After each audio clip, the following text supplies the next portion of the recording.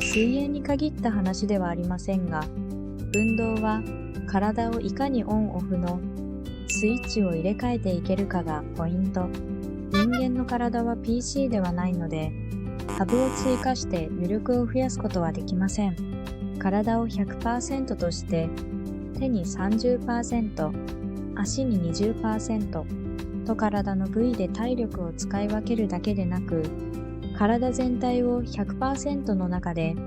緊張と緩みがどのくらいなのかもとっても大事。特に無重力空間の中で